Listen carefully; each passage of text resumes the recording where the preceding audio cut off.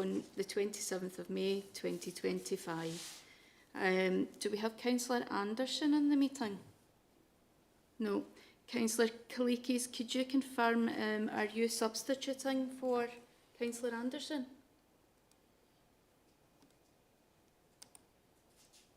I am, yes. That's lovely, thank you. Okay, so we have Councillor Kalikis substituting for Councillor Anderson. We also have present Councillor Barker, Councillor Cowie, Councillor Dewar, Councillor Johnson-Dempsey. I have apologies from Councillor Kerr. We also have present Councillor Marsh, Councillor McCreary, Councillor McLaughlin and Councillor Ray. There are also a number of officers present today. Hand back to yourself now, Chair. Thank you. Thank you, Carol. Number 1 is declarations of interest. Is there any declarations of interest? I don't see any. Item 2 on the agenda is minutes of the previous meeting. I'll move as a correct record.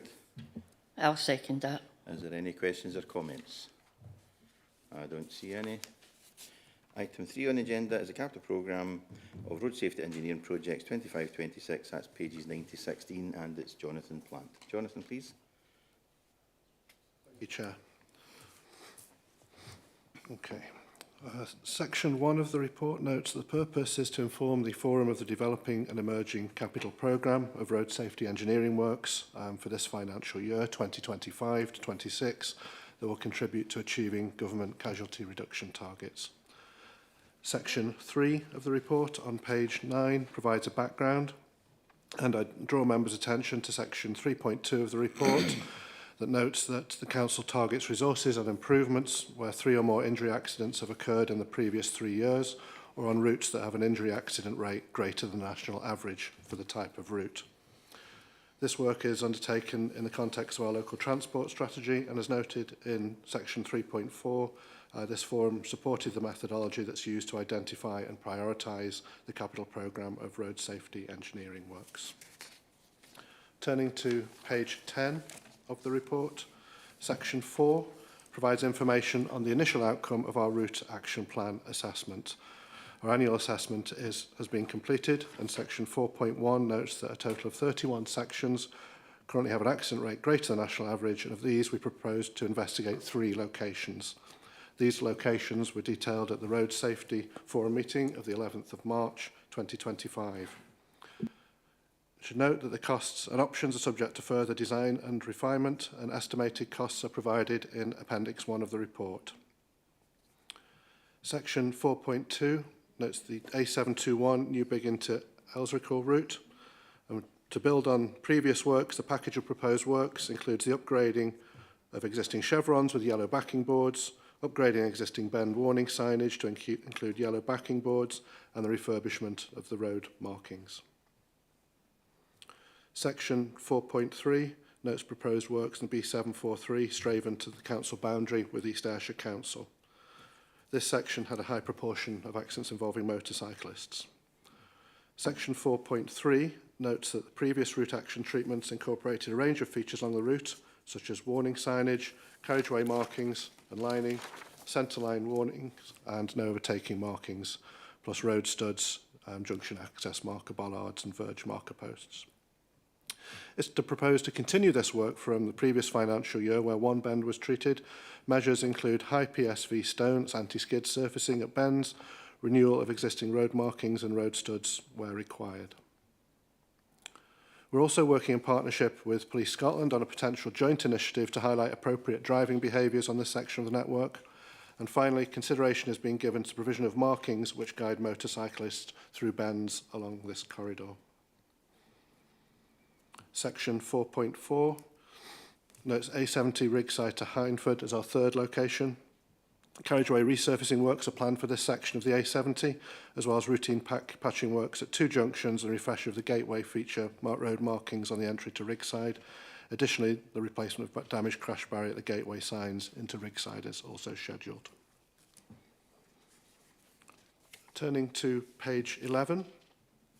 Section 5 on page 11 provides information on the initial outcome of our single site assessment. And section 5.1 notes that 3 locations were proposed to be assessed in detail, and this was noted at the Road Safety Forum meeting of the 11th of March 2025. And again, investigations and option developments are ongoing. Section 4.2 notes the location of A730 Mill Street at Main Street, Burnhill Street, Signalised Junction and Rutherglen. Options being considered here include providing improved pedestrian signage at the underpass, improvements to lighting, a crossing point on the west side of Burnhill Street is also being investigated. Section 5.3, A724 Main Street at Bridge Street, Cambuslang. Traffic signals were upgraded during 2022 and further monitoring will be undertaken to determine whether additional measures such as coloured surfacing to clearly establish crossing points or whether no waiting, no loading restrictions on the offside lanes between Bridge Street and Westcoats Road would be beneficial. Section 5.4 notes the B764 Eaglesham Road at Westwood Road roundabout, East Kilbride. And this junction forms part of the Eaglesham Road corridor, which has been identified as a priority route for active travel infrastructure. It's currently envisaged that initial works at this location will involve increase the width of the roundabout split island on the Westwood Road arm of the junction to improve visibility. Looking at section 6 of the report notes there are other measures and accidents that we undertake that contribute to reducing casualties on our network, and these are detailed in the following sections. Section 7 notes there are over 200 signal and pedestrian crossing installations within South Lanarkshire, and a replacement programme is ongoing. Turning to page 12 of the report, Section 8 notes engineering measures at schools also contribute to road safety. And Section 8.2 provides some examples of works that are being proposed, with others also being progressed as well. Section 9 notes that active travel schemes also consider road safety improvements, and this work's also including the consideration of car-free zones in addition to those in place at Burnside Primary School in Rutherglen and St Joseph's Primary School in Blantyre, and this was noted in the October 2024 Road Safety Forum report. Section 10 refers to connected vehicle data and our intention to trial the use of a connected vehicle data analysis tool. Connected vehicle data refers to information collected from vehicles equipped with sensors and communication technologies. This data includes details about vehicle location, speed, braking patterns and other driving behaviours. Section 10.2 of the report highlights the potential benefits of the tool to highlight potential high-risk areas. And subject to approval by Transport Scotland, this data analysis tool will be considered for integration with our standard approaches to casualty reduction, as outlined in this report, on a trial basis. On page 13, section 12 notes the financial implications, the intention to use the Scottish Government Road Safety Improvement Fund grant, and work may have to be required to be undertaken in stages. We're waiting for final confirmation of the grant, but the indicative amount of 633,000 is currently envisaged. The appendices to the report add further information on potential costs of the measures outlined. Finally, the recommendation in section 2 is that the forum is asked to approve the contents of this report and that they be noted. Thank you. Thank you very much, Jonathan. I'll open up to questions or comments. Anybody? Ralph Barker. Thanks, Chair. Thanks for that comprehensive report on what funding is available. May I ask a couple of questions, maybe not directly related, but this seems the best section to ask them in. And one is on signage. The 24th of January, the storm blew down many road signs, including safety critical road signs. They're still lying on the ground where they fell. I just wondered if we can have some information on when they will be repaired, particularly at roundabouts. The other question would be, and it maybe comes up in accident statistics, there are still reports of minor collisions and incidents at Thankington Crossroads. And I know this has been looked at time and time again. Really, people asking for fixed cameras, and there are criteria.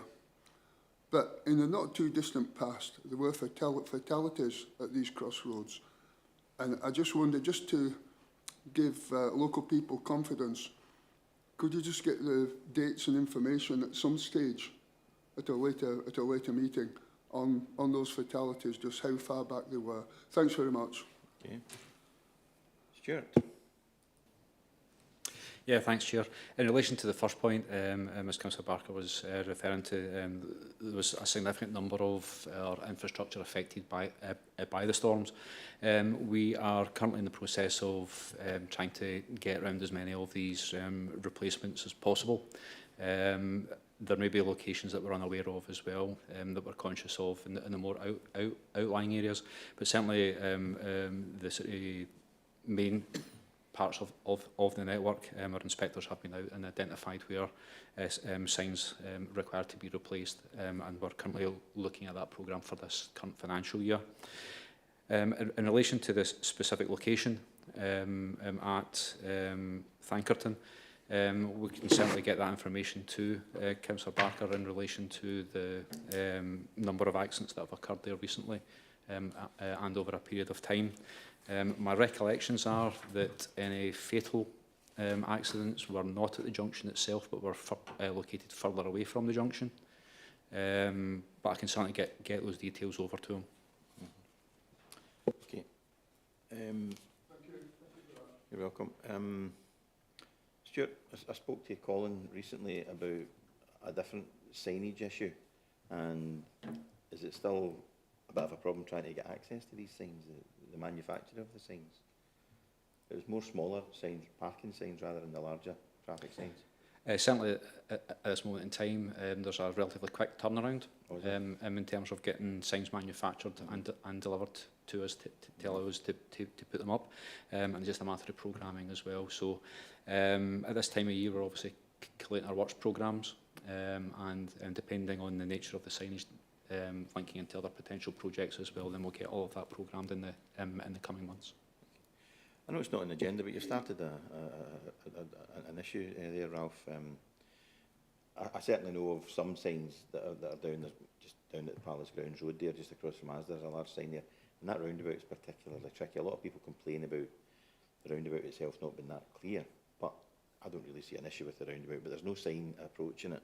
The sign's lying in the grass, so there's bound to be quite a lot of signs out and about. So some that you may not be aware of. I wonder if it's might be a bit resource intensive, but is there some way of doing a kind of sort of survey? Roads inspections take place, so if roads inspections are taking place, would it not be appropriate to identify whether there's any signs that are missing?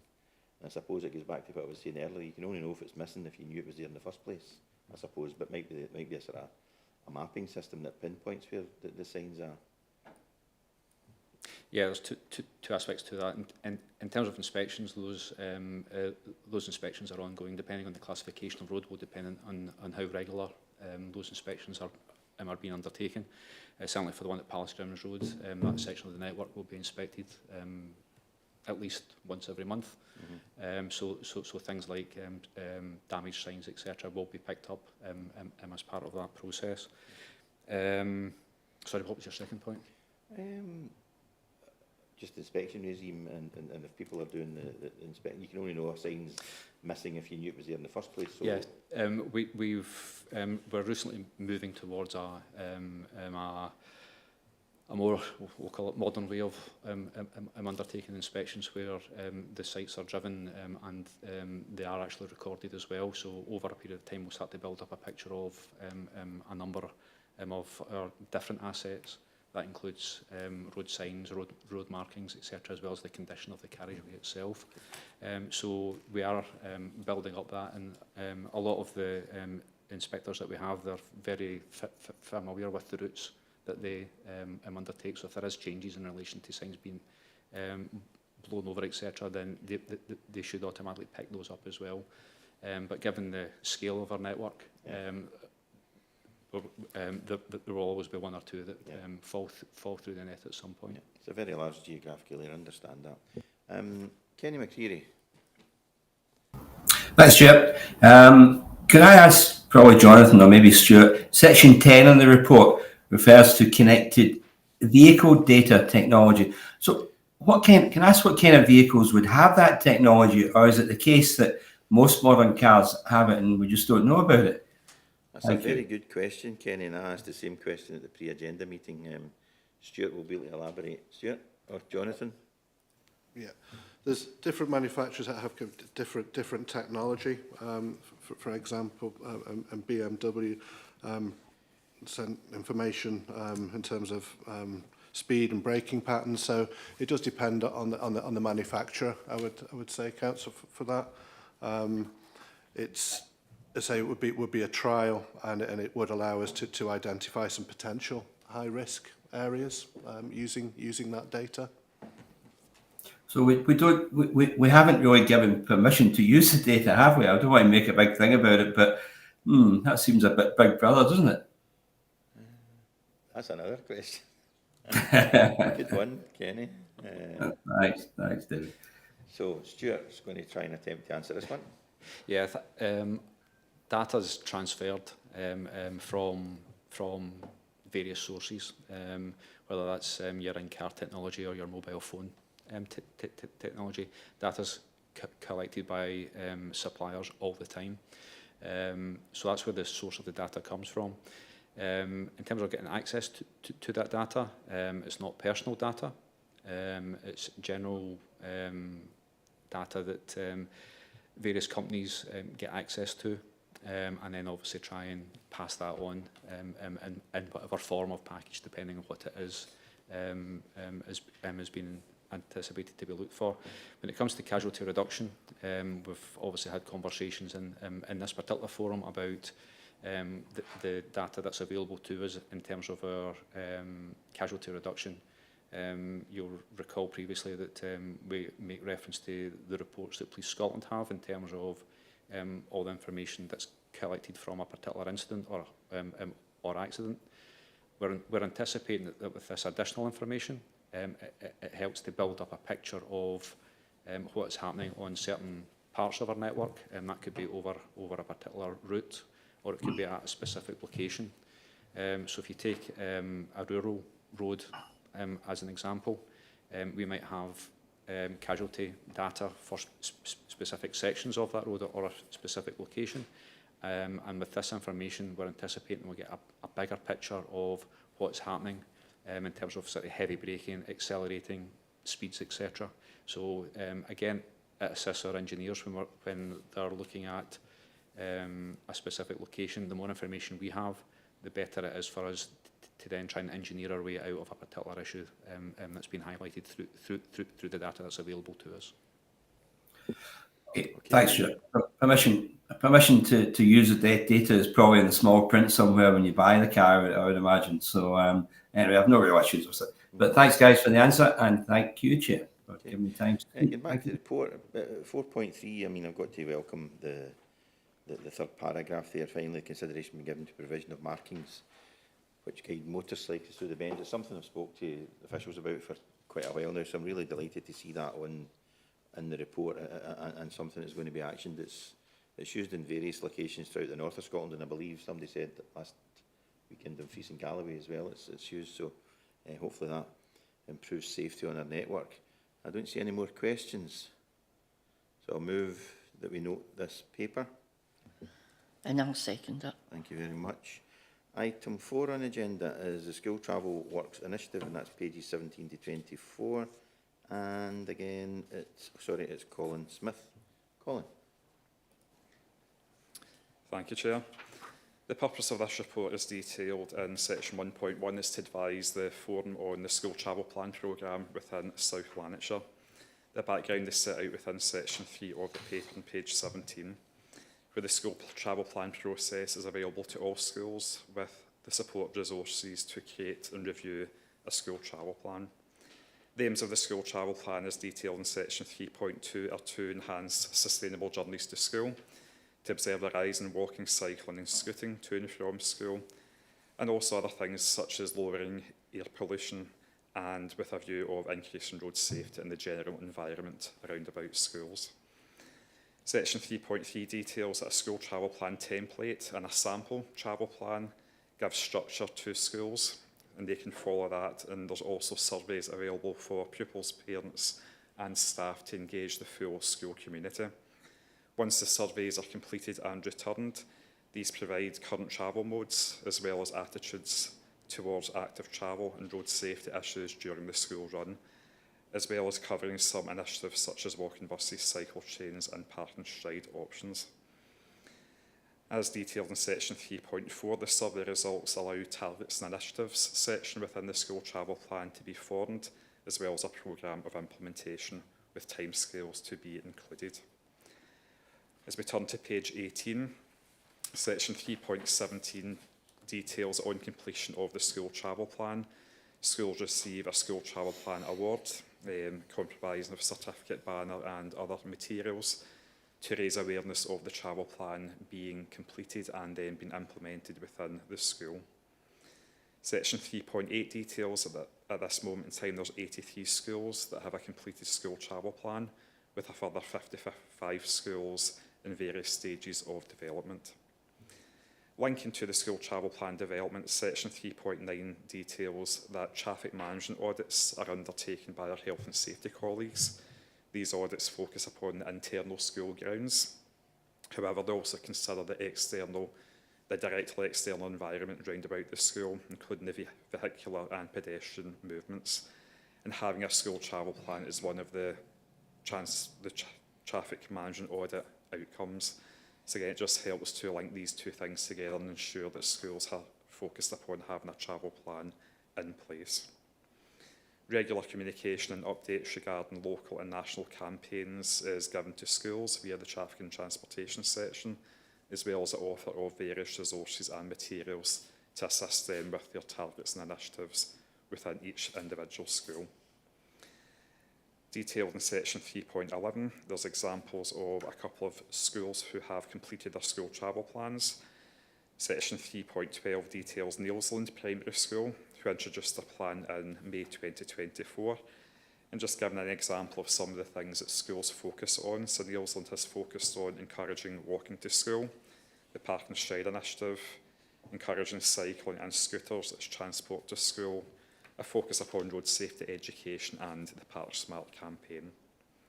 Another example is Borough Primary School in section 3.13, who completed a review of their travel plan in January 2025. And their action points are focusing upon their school car park, the safety and the usage of their car park, a large focus upon the Junior Road Safety Officer scheme and Curriculum for Excellence, road safety within Curriculum for Excellence, and also promoting the Leven Streets Travel Tracker scheme to encourage more pupils to walk or park and stride to school. And one of the things that they held initially was a whole school competition to design a safe parking banner, and just raising that issue amongst the full school community. As we move to section 4, we have the starting school resource in section 4.1 that all primary schools were contacted to offer this resource for their new primary 1 intake. This covers important road safety topics such as journey planning, the Green Cross Code, holding hands, school gate parking and in-car safety. And a total of 85 schools were provided with materials in spring-summer 24, and 77 schools provided with the materials during spring-summer 2025. And this just helps to get the new primary 1 intakes starting off the best way possible. As we get to section 5, it details the South Lanarkshire Council WOW scheme, the WOW Walk Once a Week or Walk on a Wednesday scheme. This is geared towards primary 5 pupils and allows them to track their travel to and from school with rewards given for travelling in a sustainable way. As detailed in section 5.4 on page 20, a total of 34 schools were registered in 2023-2024, with 55 schools registered during this current academic term. Section 6 details the Leven Streets Travel Tracker Walk to School Challenge. This travel tracker is an online travel tracker enabling schools to track modes of travel on a daily basis, and it links to obviously the school travel plan aims and targets. This is delivered by Leven Streets, and at this current moment in time there's 21 primary schools who have got access to this online scheme, and the provision of reward badges that are given on a monthly basis to those who meet the obligations of this scheme. Section 7 details the National Walk to School Week, which is promoted by Leven Streets. This took place between the 19th and 23rd of May with the theme The Great Spacewalk, where pupils and parents and carers are promoted to walk to school, and they're given the reasons for doing that. There was a daily theme for each day, which is detailed in 7.1, and a number of schools are provided with classroom packs, including wall charts, stickers and other resources to help promote and incentivise Walk to School Week within their school community. As we move to section 8 on page 21, it details the Cycling Scotland Cycle Friendly and Social Housing Development Fund. Through a successful application to this fund, we secured funding to install new cycle and scooter parking and shelters in a number of schools. These schools are detailed in section 8.2. Vital's Primary, St Charles, Westcoats, High Blantyre, Milton, Muiredge and Wester Overton. And we're in further discussions to identify schools for future installations and future funding bids at this moment in time. Section 9 on page 21 details the Sir Shan's annual Hands Up Travel Survey, which takes place on an annual basis on the second week of September. And pupils are asked during this week how they travel to school, and that baseline is then measured and recorded. In section 9.2, it details that the 2023 survey had 74 nurseries, 101 primary schools, 12 secondaries and 2 ASN schools taking part. And the modal share that was recorded is detailed in section 9.3. As we get to section 9.4, it details that travelling to primary or secondary school by active or public transport by pupils was recorded at 60.1%, which is a slight increase of 0.2% compared to the previous year. That can be compared to the national results, which are detailed in section 9.5 and section 9.6. So each year, a detailed local authority level Excel spreadsheet is given to us for internal use, which is a helpful tool for helping individual schools with their school travel plans and to monitor modal share on the school run. The annual travel survey for 2024 took place on week commencing the 9th of September, and this information is not returned as yet, but due the finalised information at any time now.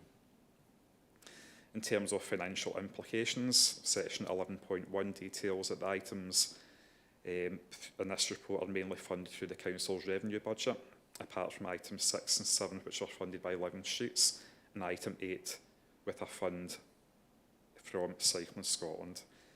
There are no other major implications within this report here, and the forum is asked to, the forum is asked to note the contents of this report and support the ongoing programme within South Lanarkshire. Thank you, Chair. Thank you. Thank you very much. Is there any questions or comments? Julia Mars. Thank you, Chair. Firstly, I'd like to welcome the report. Very detailed as usual and a lot of good information there. I would also like to ask whether all the secondary schools will be in South Lanarkshire will be contacted and will be adequately supported to look at urgently updating their travel plans, given the council administration's cut to school buses to become live in August 2025. Also, with your indulgence, Chair, I have a second question. On page 21 of this report, I certainly would welcome that 60.1% of school pupils travel to school by active or public transport. But I do note those statistics are from 2023. So on that basis, it could be 2028 before we see full year statistics for 25-26. Can we obtain South Lanarkshire reports quicker than that to ascertain the real impact, not just on our encouragement for active and public transport to school, but also net zero and the wellbeing of our young people, given the cuts to school buses about to go live in August 2025? I wonder whether the internal document noted at 9.7 could be brought to this forum as an indication of that. Thank you. Colin? Thank you for your comments, Councillor Myers. In terms of the secondary schools, yes, so I can confirm that all secondary schools have been contacted regarding school travel plan development and the offer of support to these schools in terms of surveys and consultation and things. So yes, those contacts have been made to all of our secondary schools within South Lanarkshire. In terms of the Hands Up survey information, there is obviously that delay in getting the information to South Lanarkshire Council once the survey weeks have been undertaken. We do at this moment in time have the indication of the information. It's not fully official as yet, but we do get the information in advance of it being released officially. So we can obviously look at that information before the official release of the stats from Sustrans. So in terms of the 2024 information, we do have that just now, but we're just waiting on the official seal of approval on that. Just for the fact that the Hands Up survey information is official statistics status, so it also just goes through quite a rigorous process before it's then published online into the general public. But certainly we do have that information that we can use and share internally. I'm not sure if I've answered all your questions, if there's anything else, if you can remind me. I think with your indulgence, Chair, you have in part, Colin, and thank you for that, that I do wonder whether the internal document would be useful for this forum, that to have the statistics quicker than 2 years. And I do understand the complexity of the Hands Up survey data and that being verified. But I think it is important for us to see what the impact is on young people walking to school quicker than 2028 potentially. I wonder in whatever form that internal spreadsheet, if it could be made available to this forum, perhaps June 2026 would be a good time. Colin? I'll maybe just comment. I'll make the approach to Sustrans and ask, just from their point of view, with that data, how soon we can release that and get their advice on that, and we can obviously report back in that matter, if that's okay. Okay. Is that okay, Julia? Thank you, yes, Chair. And well done for making your political point again. I wonder if come August that will sort of die away a wee bit. Janine Kalikis, please.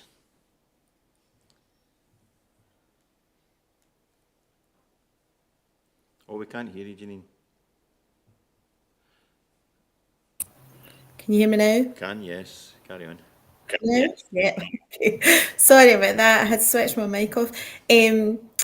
I'm not normally on road safety. I'm substituting for Councillor Anderson, so forgive me if I'm asking some data here. Related, but not exactly the school travel plan, but I just wondered if there was any update on the car-free school zones pilot that had happened. I know that there was a consultation in early 2023 and that the initial kind of findings were being analysed and stuff like that. Have we got any update on that? Two that we know of so far, is it Stonefield? What's the other one? Is it Cambuslang? We did speak about this at the pre-agenda. Jonathan? Thanks, Chair.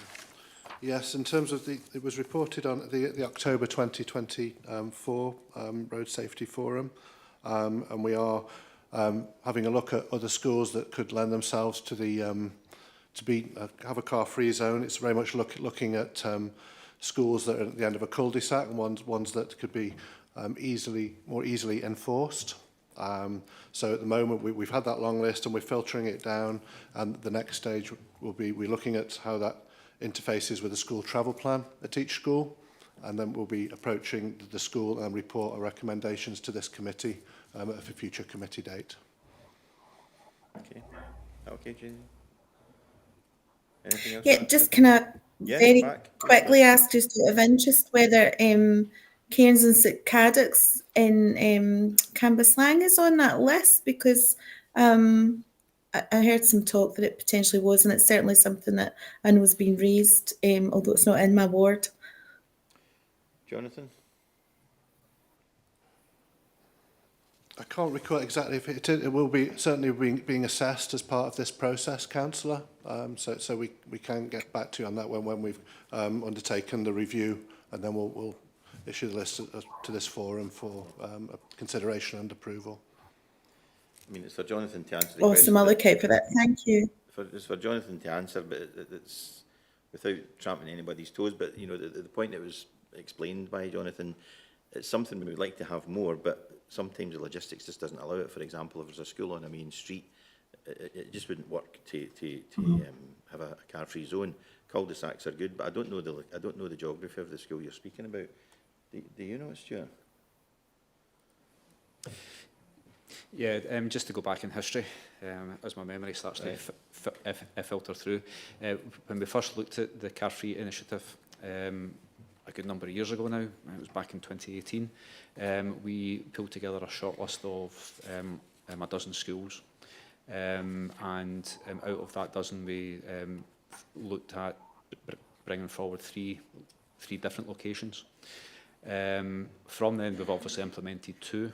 And we're now at a point where we're looking at our sort of long list of schools. So the sort of longer list of schools, I think there's roughly about 35 schools that fall into the criteria that would automatically require consideration for a car-free zone. These particular schools are, I'm going to say, on a small loop. So while it doesn't necessarily fulfil the criteria, I think it would be worthy of consideration given the fact that it's two schools accessed from essentially the same road, and that's the only thing that's accessed from it. So that is a particular location that we will consider, along with the rest of the other schools. And as John was saying, linking that into the school travel planning process is important as well. So again, we're aware that those two schools are relatively active when it comes to travel planning. And active in terms of a lot of the road safety initiatives. They take part in those as well. So without putting any sort of dates on it, we would hope that towards the end of this calendar year, we'll be bringing a paper back to the forum to say what investigation work we've done and how we want to take forward the initiative. Thank you, Stuart. You okay with that, Janine? Yeah, much appreciated. Thanks so much. Norman Ray. Thank you, Chair. Just one or two questions around this. I was wondering if the school travel plans are all regularly reviewed, and sort of at what sort of regularity, how often that would take place, and whether they're all actually sort of actively used or sort of once they're done they just sit there, or are there some that are, some that aren't. Obviously, we see from the figures that there's maybe a small amount of progress in reducing car use. And again, I was wondering if maybe there's some schools where that's more successful than others, and how successful the different initiatives are that many of which are described here. And finally, I suppose, are there any other measures that could be used to reduce car use to schools? Thanks. Colin? So first of all, in terms of the school travel plan, obviously when a school completes a travel plan, it is a document with some targets and initiatives within it, as well as a timeline. So again, what we do encourage the schools to have a timeline that's not just for a year, that's got a longer timeline there. A travel plan is considered to be an active, ongoing document that the school should be looking at and reviewing on an annual basis, looking at their timeline to see what initiatives and what targets they've set and what the progress towards them has been. In a general term, in terms of the written document, the written travel plan, we do recommend a review every 3 years of that, but certainly an annual review of the contents and the progress towards the targets and initiatives there. Again, if the school is taking part in the annual Hands Up survey that Sir Chance promote and we promote within the council as well, that gives an annual modal share baseline as well. So the car use and the walking rates can be monitored on a year-on-year basis. And if that is then taken alongside the school travel plan with the informal annual review, then that keeps the document live and active. In terms of the success of initiatives, again, that can vary. The success of each initiative depends on the buy-in of the individual school as well as the wider school community. So it really just does depend on how it's promoted within the school and the focus it's given within the wider school community as well. So certainly we can maybe see some campaigns really successful at reducing congestion outside the school gates within one school, because the school, the head teachers, the staff, the parents, the pupils all are bought into that situation and into the campaign. But if it's not quite implemented in that same way in another school, it won't be as impactful. So again, it really just depends on the individual school and how they implement each campaign and each initiative. In terms of other initiatives and things, we do focus on lots of different campaigns and lots of initiatives with each school through the school travel plan process and the consultation with pupils, parents and staff. Their developed school travel plan should be bespoke to their individual school. So if there is a specific issue that school is experiencing, then we would work with that school to come up with some form of campaign or measure or initiative to address that, and then help them to monitor that on an ongoing basis. It may be educational, it may be a promotional thing, or it may look towards an engineering measure. It would really just depend on what is highlighted through the school travel plan process there. So we can essentially work to the school and see what their needs and requirements are and try and help them towards that. Hopefully that's answered your questions there. Thank you. That answer your question, Norman? Thanks very much. Don't see any other hands up, so I'm going to move the recommendation. And I'll second it. Thank you very much. The next item on the agenda is Police Scotland Lanarkshire Division Road Safety Update, and it's Lorna Hinshaw. Would Lorna please? Thanks, Chair. Okay, the purpose of the report is detailed in 1.1 is to update the Road Safety Forum on forthcoming campaigns and discuss ongoing national and local campaigns. The background of the report, detailed in 3.1, it's been agreed that Police Scotland will provide routine updates on national and local issues and campaigns relating to keeping people living and working in South Lanarkshire safer on our roads. 4 local national issues detailed in 4.1. The National Road Policing Campaign calendar has recently been updated or refreshed, where it's now only going to include high-level national campaigns and National Police Chief Council-led UK-wide initiatives. For example, that will be a focus on the Fatal Five, speeding and such like. This refreshed approach enables our road policing inspectors to divert activities to the relevant local areas with a focus on addressing causation factors of collisions within our division. This means that road policing speeding complaints will generally be motorways and rural roads with a speed limit in excess of 30 miles per hour. The exceptions to this are roads subject to a 30 mile per hour limit, which is supported by historical killed disease like injured collision data. And as with the light nights and better weather, which always brings a seasonal increase in the use of motorbikes on our roads, Lanarkshire road policing officers routinely target roads across South Lanarkshire which are frequented by motorbikes. They're highlighting risks, educating drivers, offering positive reinforcement through road checks, and where offences are detected, enforcement action is taken. There was no notable trends identified for the last quarter.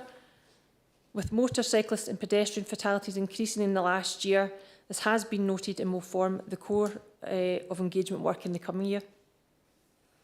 4.2, notable detections. As previously mentioned, forums, we do have our road policing officers involved in some drug stops, so there's a few details there. Officers routinely work with the Organised Crime Counter-Terrorism Unit, which is high-value drug stops, which we do need our traffic officers involved in for tactical planning stops. Road safety campaigns, looking ahead, well, in April we had our Fatal Five campaign, focus on drink, drug driving, careless driving, mobile phones, speeding and seatbelts. The 21st of March to the 26th of September is the National Motorcycle Campaign.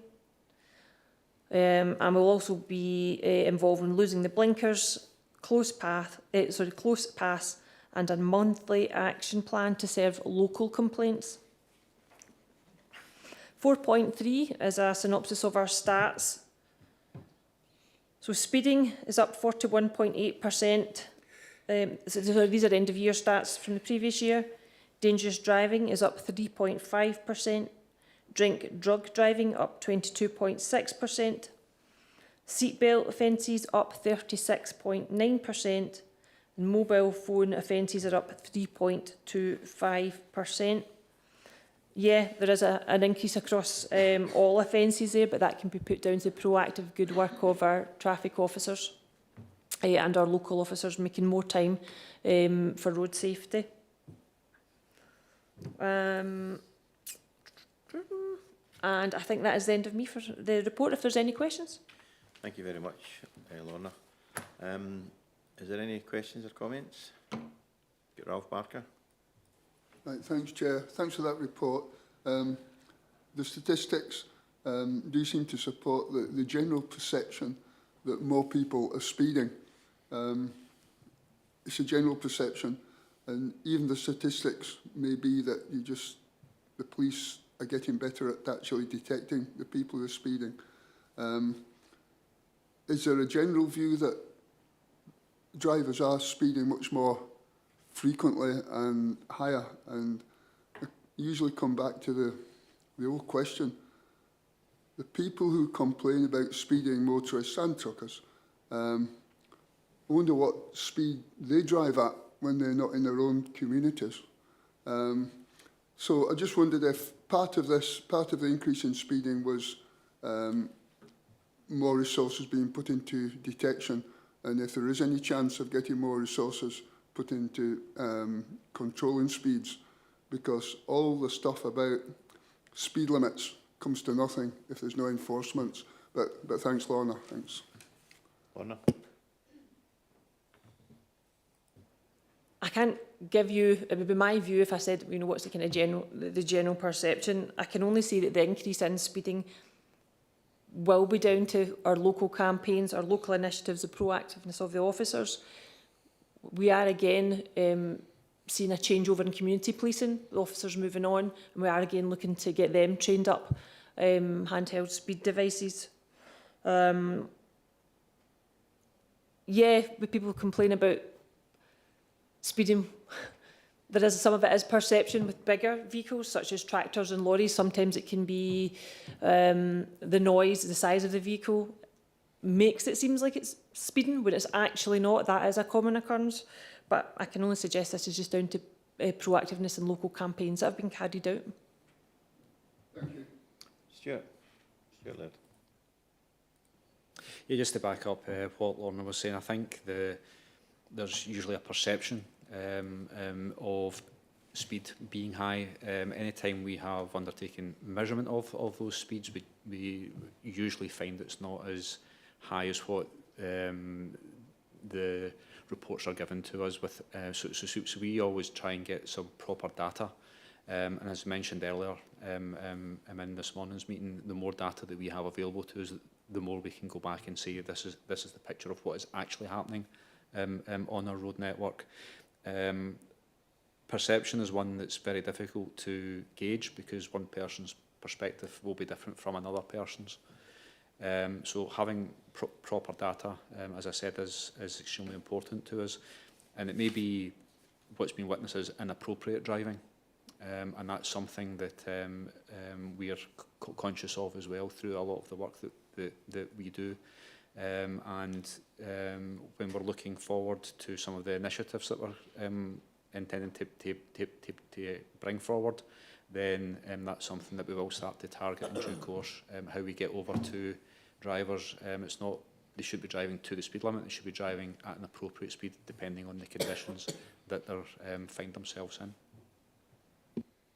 Okay. Stuart, that's helpful. I wonder if you could clarify when you carry out the measures that you speak about.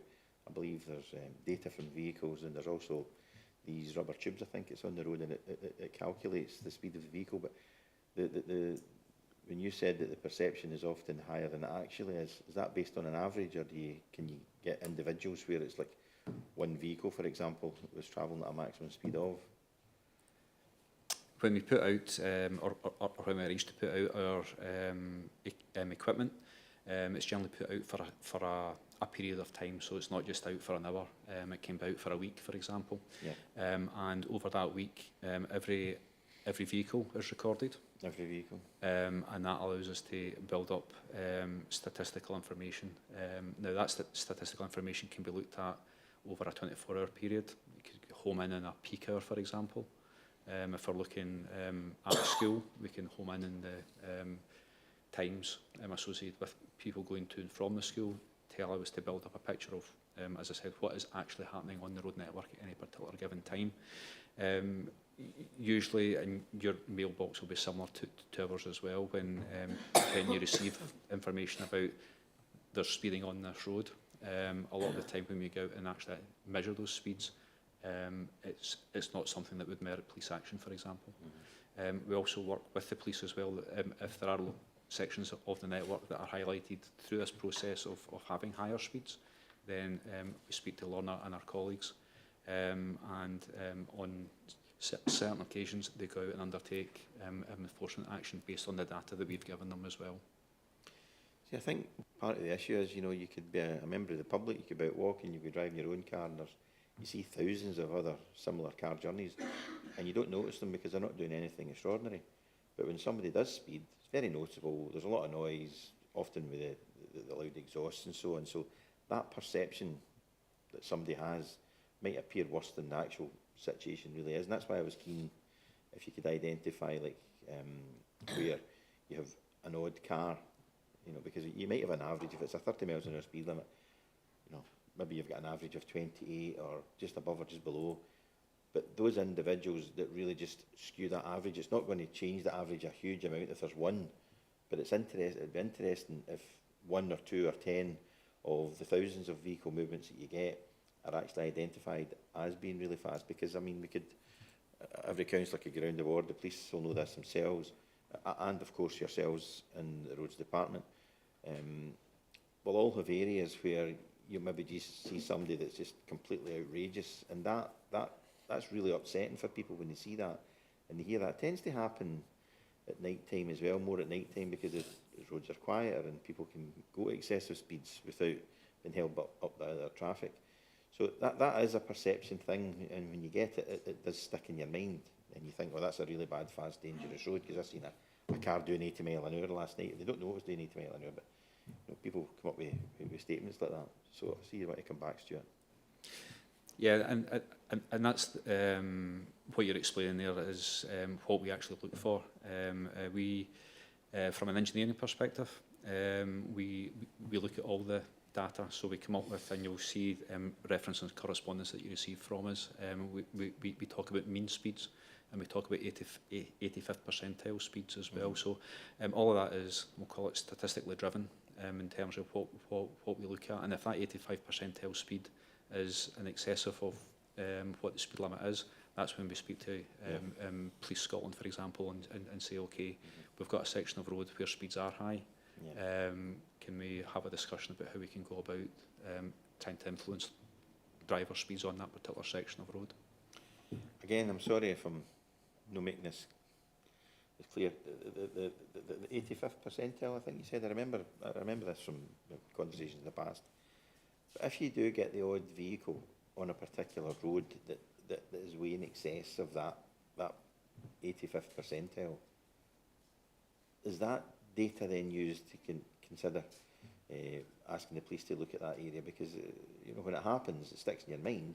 You don't have 30 cars a night doing 80 mile an hour or 70 or 60 or 50, but way in excess of the speed limit. But you get the odd car when it happens. But it happens kind of relatively regularly. I could tell you, for example, High Blantyre Road.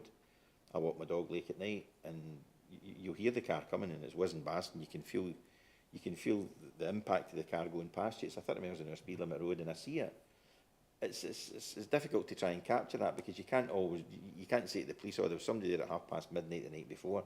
But if there's if you've got equipment in place for a period of time, and there's a bit of a pattern develops out with the 85th percentile, where you get the odd occasion at night time, is it worth trying to address that?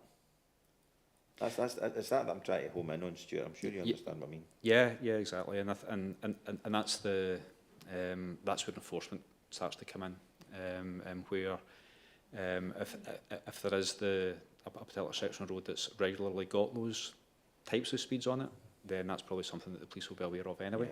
Yeah, yeah. And not want to speak for Lorna, but certainly through conversations that we have with Police Scotland, we do identify areas, and it's put into a programme for enforcement. So there are sections of the network that fall into that category. And I would say that if there's sections of road where there is really excessive speeding, 9 times out of 10, the 85th percentile speeds are higher as well. So again, every road will be slightly different in terms of characteristics. So I'm just trying to paint a sort of general picture there, if that makes sense. Yeah, thank you. Lorna, did you want to come back? Oh, you need to press the button again. Wait till the issue. Thanks, Stuart, for your support there as well. Like Stuart said, if there is 1, 2 cars that we know is in an area, we can have our CP target area. If we have residents complaining who capture the registration number, we can do the old knock on the door as well. The problem you do have with us, obviously out in uniform, being as visible, the pros and cons are straight away it is down. So we've got a very short window to catch.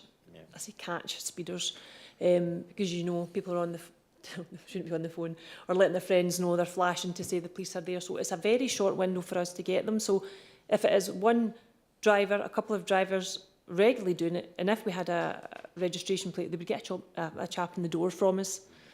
Sometimes that's an easier way if it's somebody in a residential area that's causing problem time after time. Yeah, I know it's not an easy thing to address, Ralph, and it's a good point that you've raised. I've got a couple of questions, Moan. Is there anybody else? No. Lorna, earlier you speak about the motorcycle accidents. Now, I've raised this at the Safer South Lanarkshire Board with the Commander, and it's about these e-bikes. Now, you've gone from bikes that you can pedal with the assistance of electric, and you get them with a throttle. Now you're seeing them without pedals at all. So it's for all intent and purpose a motorbike, but it's not got a petrol engine in it. And just last week, I had 2 of these youths, 13, 14-year-old, behind me in my car. I was driving up Neilsland Road. I was doing 30 miles an hour. They were right up my backside. And one decided to overtake me on the right. He had a pillion. Another one overtook me on the left. I was sitting at 30 miles an hour. And 2 of them passed me either side going up Neilsland Road. And they got to the top of the road at the roundabout at the traffic lights. They waited at the traffic lights. I couldn't believe that. But these are motorbikes. Now, one of the issues that I've spoke to the Commander about, Stevie Dolan, we've got a new Commander now, I understand. Yet to meet her. But one of the difficulties is you need to test that vehicle, that bike, that toy for, sometimes it's regarded as, because parents are buying their kids these toys they're overtaking me. They were doing 40 miles an hour. But it's quite a forensic examination that needs to take place. I'm giving you the answer to the question here before I've finished asking it. But I'm told that it's quite a forensic examination that needs to take place before they can actually charge someone for using these bikes. Now, I'm really concerned that is as cumbersome as it is, because I remember, and I've quoted this before, where Police Scotland had an advertisement on Facebook about highlighting to people that electric scooters are 100% illegal and under no circumstances they should be used anywhere in any public place. And you walk down the street and they're everywhere. I've never heard of anyone that had one being confiscated or anybody being charged. So it worries me that the Police Scotland take this stance and then nothing seems to get done about it. And it's not a criticism. I know that the issues with resources, but I would just like to see more. I would just like to see more happen, because I've seen a few incidents where young people who don't know what they're doing, they're out in scooters, you can tweak them and they can go at horrendous speeds. They've not got safety equipment on, they're extremely vulnerable, they're on these scooters with very small wheels, they're very, very unstable, especially at higher speeds, and it's the damage they can cause to themselves and to other people. So I'm just increasingly concerned the amount that I see on the road without, you see them but you don't hear about anything. Maybe I'm not up to speed completely on anything that's been taking place, any prosecutions, charges or confiscations, so maybe you could elaborate on that.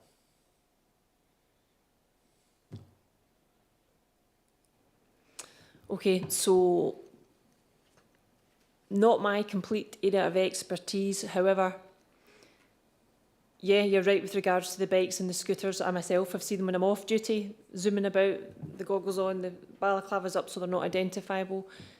Completely illegal. They're not allowed. The only place you can ride them's on private land with permission from the landowner. A lot of the bikes are adapted, like you're saying, with throttles. It changes the speed of them. So yeah, there would be a full investigation needed to find out how fast it goes, what adaptations have been made, like to adjust the speed. What I will say with the e-bikes, again, they can't insure them, so you need insurance to ride these. You can't get them insured. They don't have a VRM. We don't have it. They will never get insurance for it. We have powers to take them off of people. It's called the 165 removal if they don't have insurance, which they can't get. So we can take the bikes off them. The issue we have is risk assessing how to capture them. We have had a few accidents. If we get youths with the scooters or the bikes, we do take them, we do seize them, and perhaps that's not been fed back as well as it could be. I know certainly on our social media a couple of weeks ago we had some guidance around off-road motorbikes, because seasonally in the better weather we see them getting used on land, up at Bings and things, but it's more the motorbikes you'll see going to and from on the roads to these pieces of land. The scooters are the ones that are on the pavements everywhere, but we are getting them, we are taking them off them, but the challenge we have is the risk assess of us chasing them, should they come to harm, and generally that's a no. I fully understand that, because if you get into a pursuit, and it's well documented that you need to weigh up the risks, because if you start to chase somebody in a scooter, it's what they can do to themselves. Because there was a really high profile case, I think it was down in Liverpool somewhere in England, I think, where the police were in pursuit of someone on an electric bike or scooter, and it was quite tragic in the end. So we need to be careful with that. So I understand that. I would just like to see more movement on it, and it's not fair on you, Lorna. I'm just you're the police presence in the room for today, and it's worth asking the question. I've got another question, and it's more for the members' benefit, because I think again I know the answer to this. 4.3 synopsis of stats, and it's under drug driving. Now, that figure that you're looking at there, I do believe, and correct me if I'm wrong if you've got the information in front of you, but the drink element of that is so minuscule, because drink driving isn't the issue that it used to be decades ago, when it was almost a badge of honour when you get caught coming home from the pub with a couple of pints in you. But you know, it's socially unacceptable to be doing that. But it's the people smoking. It's either cannabis or cocaine, I think, that the saliva test can work with. And where they don't have that, where it's some other drug, they do that. It's not a capacity test, but it's another test. Like walk along in a straight line, for want of a better description. But have you got a figure there, just for the sake of the members present on this committee, because I've heard it at another forum?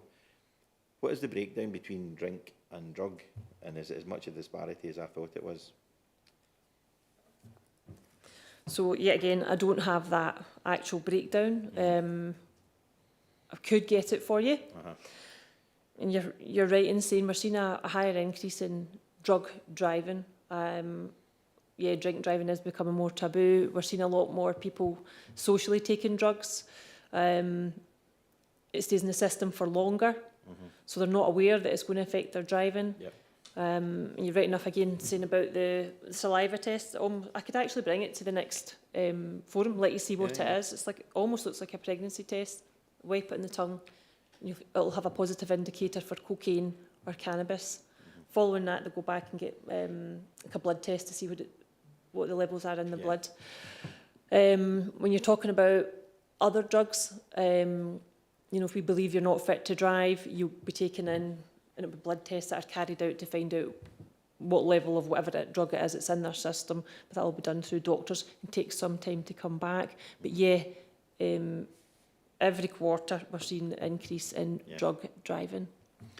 So I understand you don't have the stats here, but for the sake of it, members' benefit, anybody else that's listening here, without giving the figure, the drink element of that label drink / drug driving, drink is a very, very low comparator to drugs. So it might be useful, Lorna, and I might speak to the commander about this, instead of having it in the one bracket, splitting it, so that we're seeing a difference between drink and drug driving, because it's really quite a problem.